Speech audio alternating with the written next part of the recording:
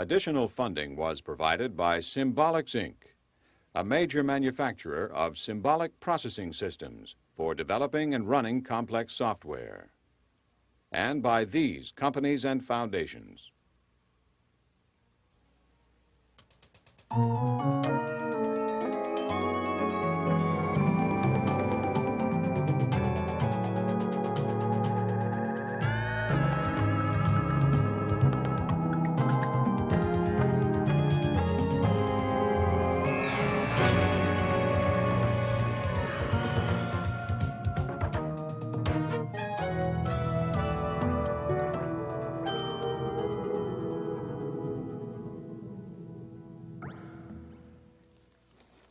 This is for my friends Jeff and Mary. They just had a baby boy. They're a little disappointed because they already have 2 boys and we're hoping for a girl. Jeff figured that after 2 boys, this baby was more likely to be a girl. I had to tell him that his chances were the same as always, about 50-50. You see, guessing the sex of a child is like predicting a coin flip. If you get 2 heads in a row, the chance of a head on the next toss is still 1/2. The key here is that coin tosses are independent from each other. The coin has no memory, so each toss is a separate event. Same with children. Even if my friends had 8 boys in a row, the chance of having another boy is still about 1/2. This concept of independence is central to many ideas in probability. In this program, we're going to see how the probability of independent events can be calculated using the multiplication rule. We'll learn that a random variable, either discrete or continuous, represents a numerical outcome of a random phenomenon. Finally, we'll learn how the familiar concepts of mean and standard deviation can be used to describe random variables. It's fairly easy to see that things like flipped coins and the sex of successive children are independent, but sometimes determining independence is tricky.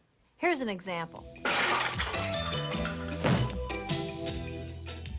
In the movie Stand and Deliver, several students from an urban high school make the same mistake on the advanced placement calculus exam.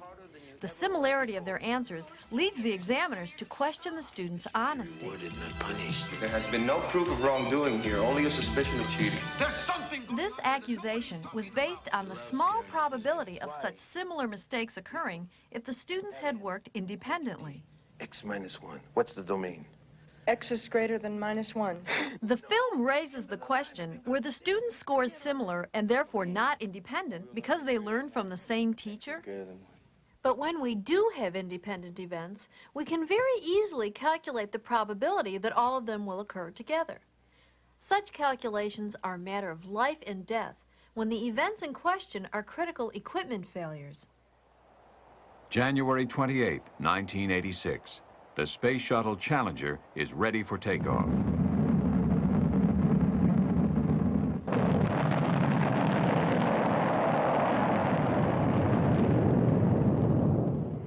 The launch is monitored from Mission Control in Houston. Liftoff.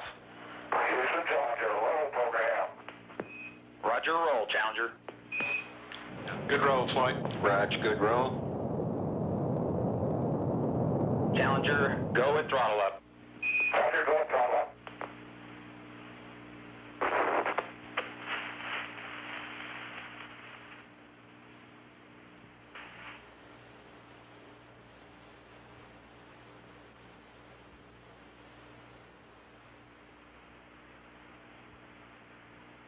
All operators, contingency procedures in effect.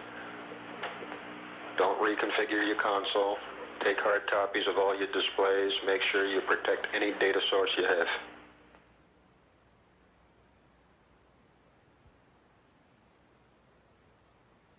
The death of the astronauts and the destruction of the Space Shuttle Challenger will forever be a reminder of the risks involved with space exploration. We will always remember the Challenger 7. Almost immediately after the accident, President Reagan appointed a commission of experts to investigate its cause. Their eventual conclusion, the accident was most likely caused by O-ring failure. The two rocket boosters which lift the shuttle into orbit during the first minutes of flight are in sections held together by field joints. Within these joints are the O-rings, seals which are supposed to contain the burning gases within the boosters. On the morning of the Challenger launch, they failed to do so. Hello, Roy. This is Bruce. A broader finding of the Commission was that NASA had inadequate methods for evaluating the risks of this failure, or of any other. Bruce Hoadley, statistician and expert on risk assessment at Bell Communications Research, explains the defects in NASA's reliability program. And I was talking to Ned, and it certainly did not involve any kind of quantitative evaluation of, say, something like the probability of having a catastrophic failure due to a certain failure mode. So it was very engineering, qualitatively oriented, with no attempt to actually quantify the probabilities. A probability analysis of the field joints can shed light on a question frequently asked following the disaster. Was it a fluke, or could it have been predicted? The first step in this analysis is to calculate the probability of failure for one of these field joints. Under the Challenger flight conditions, the probability of failure of a particular field joint was, we came out with 0.023. That means the probability of success of an individual field joint would then be what would that be? 0.977, okay? Now, that's the probability of success of one field joint, but there were 6 field joints. So for the whole system to succeed, all 6 had to succeed. With this information in hand, we can calculate the overall reliability of the shuttle rockets by using the multiplication rule. This rule is both simple and powerful. It says that if two events, A and B, are independent, then the probability that both events will occur is the product of their individual probabilities. Here's a simple example of the multiplication rule. What's the probability of getting 2 heads in a row if I flip this coin? Well, the probability of a head on the first flip is 1/2, and since coin flips are independent, the probability of a head on the second flip is also 1/2. The multiplication rule states that the probability of 2 heads in a row is 1/2 times 1/2, or 1/4. Now we'll evaluate the reliability of the field joints in the space shuttle. Remember, the probability that each field joint would succeed was 0.977. That sounds pretty reliable. But there are 6 field joints, and in order for the shuttle to succeed, all the joints have to succeed. So we have to multiply 0.977 times itself 6 times, once for each of the field joints. Now the reliability, or probability of success, drops to 0.869, or about 87%, very different from the original 0.977. You know, 0.977 sounds like a high probability. But in reliability world, it's not at all a high probability. Because that 0.977, now when you multiply it by itself 6 times over the 6 field joints, reduces to 0.87. And now you're playing Russian roulette. Because the probability of failure was 0.13. And that's sort of like playing Russian roulette with 8 bullets. The multiplication rule means that each field joint in the shuttle had to have a probability much closer to 1 than 0.977 in order for the mission to succeed. Why then did NASA engineers think they had a reliable joint? A typical trick that engineers use to get an individual part to have a very, very high success probability is to put redundancy in. That is a backup for that part. And in the shuttle for the field joints, the original design was that they had 2 O-rings, the primary O-ring and a secondary O-ring. And the secondary O-ring was intended to back up the primary O-ring in case the primary O-ring would fail. So, and that's why they originally felt that they had a very, very safe joint because of the redundancy in the O-rings. If the O-rings had been independent, each with a small probability of failure, then by the multiplication rule, the probability of both failing would have been extremely small. In fact, the O-rings shared a common failure mode called joint rotation. When the joint rotated due to the pressure at takeoff, a large gap was created. Since this gap affected both O-rings, the independence assumption was faulty. The assumption of independence is a very, very strong assumption. And, if you assume independence, you get very, very reliable things. But in the real world, things may not be independent. There may be common failure modes, common causes. And if there's common causes floating around, things are no longer independent. And therefore, they're not as reliable. In the record cold temperatures of that January morning, both O-rings in the field joint lost their flexibility. As the joint rotated, gases escaped through the side. The result was inevitable.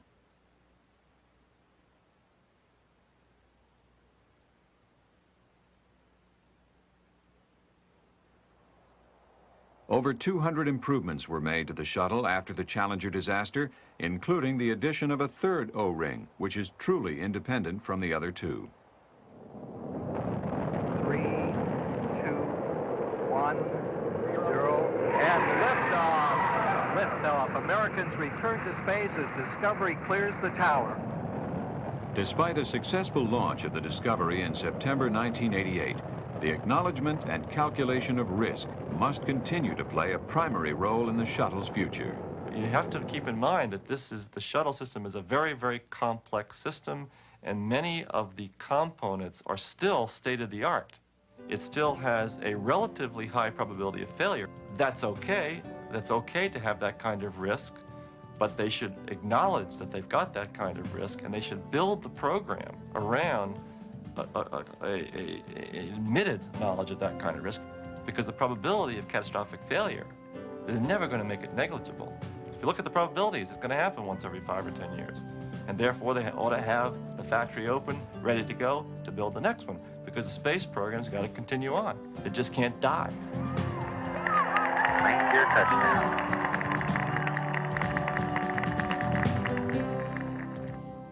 The multiplication rule plays an important role when we want to assess the probability of success or failure of any complex system.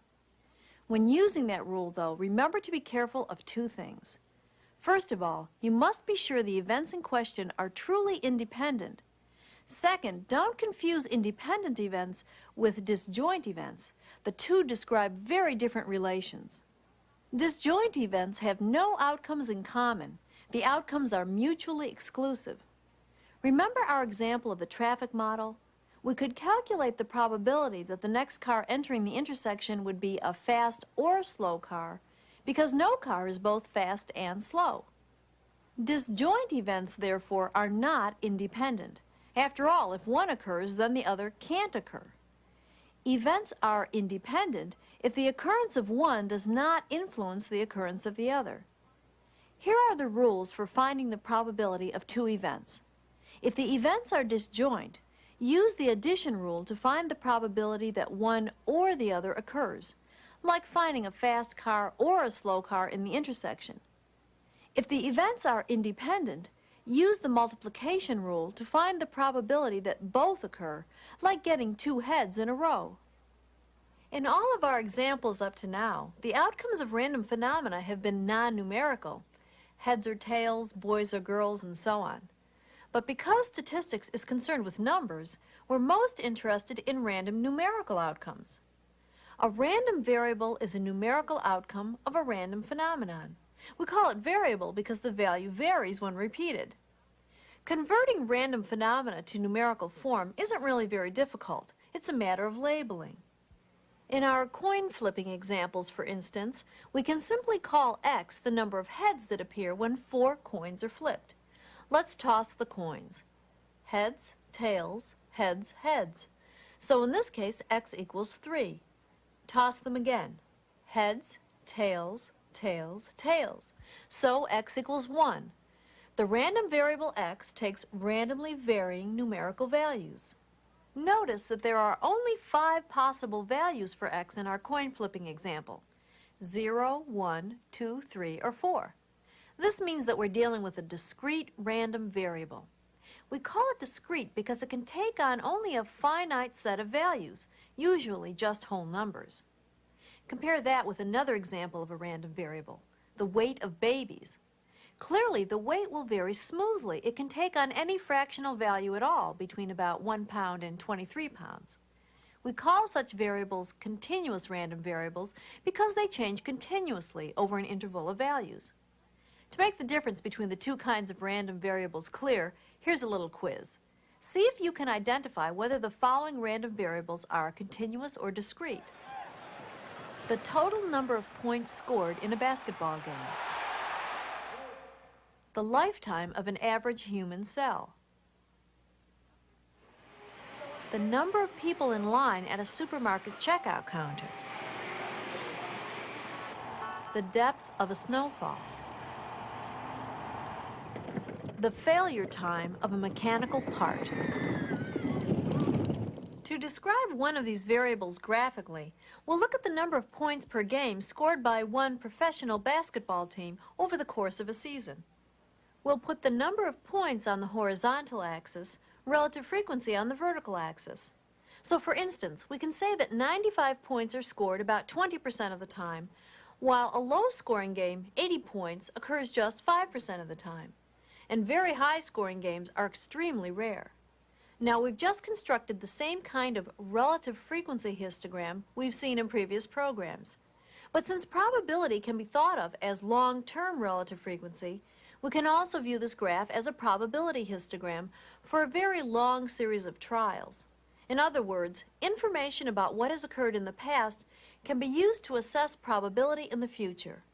Nothing about the graph changes, except that now we read the vertical axis as probability instead of relative frequency. That's possible because, as you'll recall, the sum of the bar heights of a relative frequency histogram is 1, exactly the same as the sum of the probabilities of all the possible outcomes of a sample space. What about continuous random variables? For example, what if we wanted to know how long it will take for a mechanical part to fail during its time in service?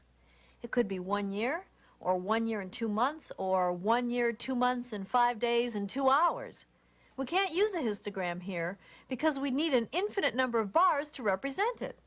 Instead, we'll use the same kind of smooth density curve we used earlier to describe overall shapes of distributions.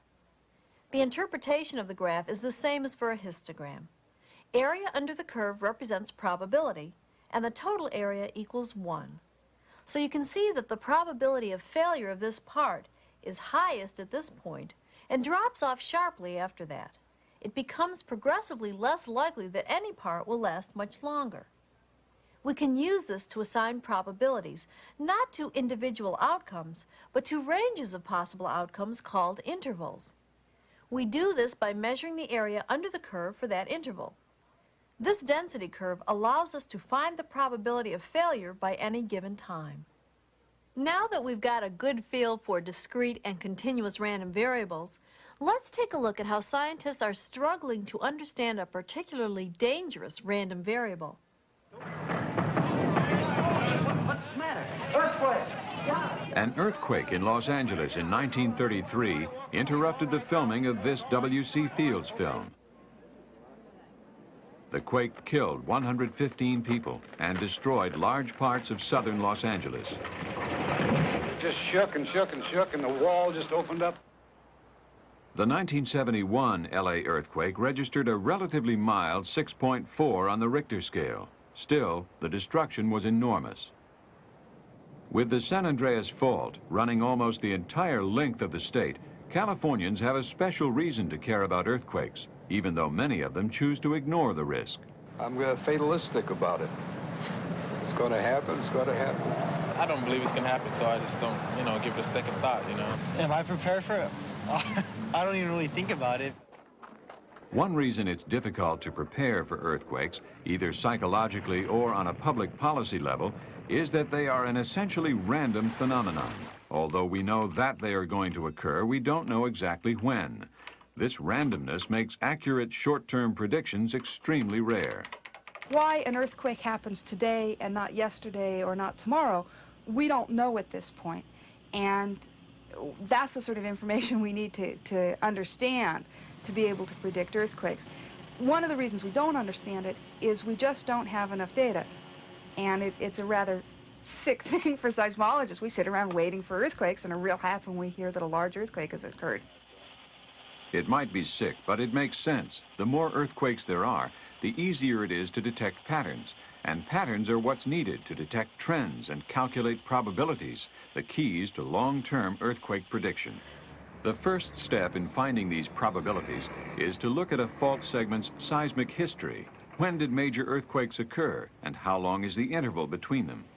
Perhaps the easiest place in the world to do this is Parkfield, a tiny town with a population of 34, not including geologists. Parkfield sits directly on the San Andreas Fault, midway between Los Angeles and San Francisco.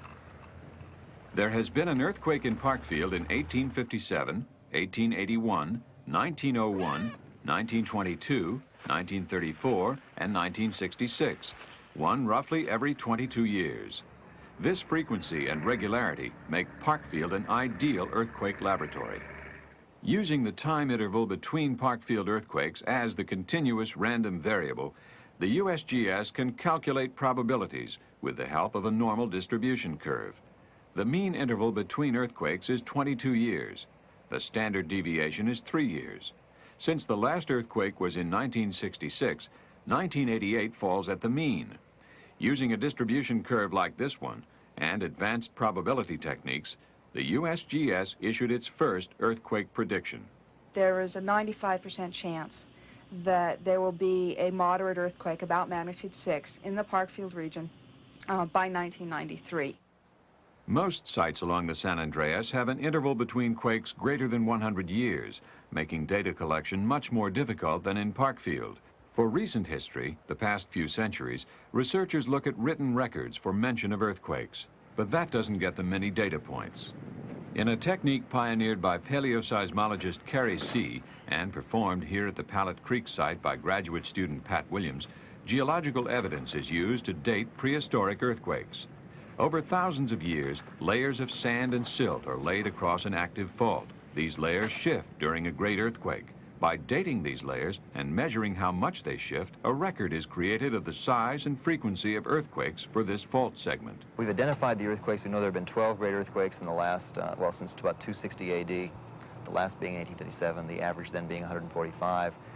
That part of the San Andreas Fault near Palmdale in Los Angeles, we know, has a very good chance of breaking, about a 3 or 4% chance of breaking this year, about a 50% chance within the next 30 or 40 or 50 years.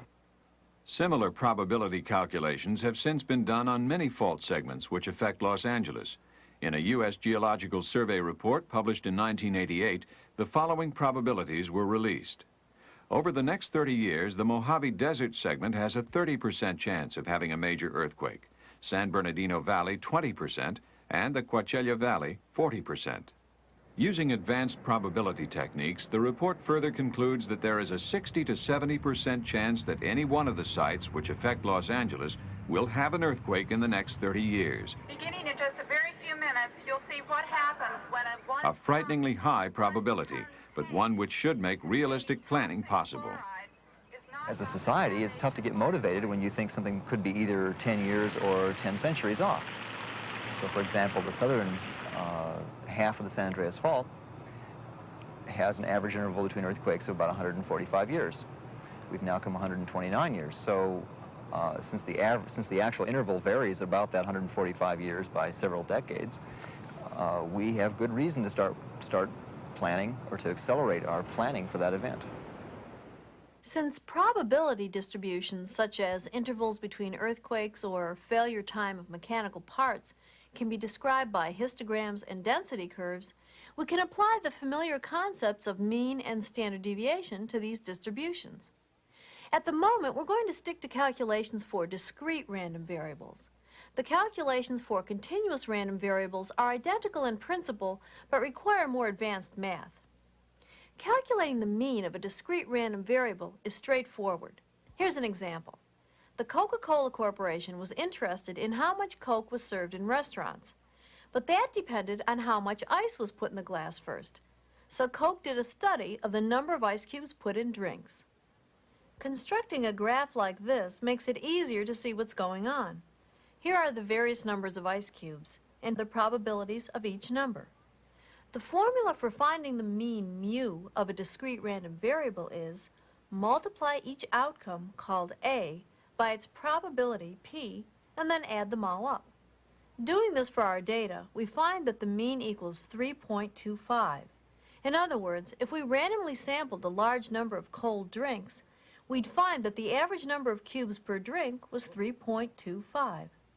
Our method for finding the spread, the standard deviation of a random variable, is familiar. First we find the variance, then take the square root of that variance. To find the variance, sigma squared, of x, we subtract the mean of the distribution, mu, from each of the values x takes, a. We square that result, then multiply it by the probability associated with each particular value. Our first value of a is 1, which we plug into the formula. The mean we know, it's 3.25. We square the difference and multiply it by the probability of a, 0.05. We do this for every value of a and p and add them all up. For our ice cube data, the variance turns out to be about 1.4. The standard deviation, sigma x, is simply the square root of the variance, so it's about 1.2. The standard deviation gives us an idea of the variation in the number of ice cubes found in most drinks, and it gives Coke a good idea of how much beverage is displaced by ice. Knowing how to find the mean and standard deviation of random variables is going to be important as we learn statistical techniques to draw conclusions and make predictions about data, a process called inference. We'll build on these techniques next time when we learn about a particular kind of discrete random variable that describes a great many real-life problems.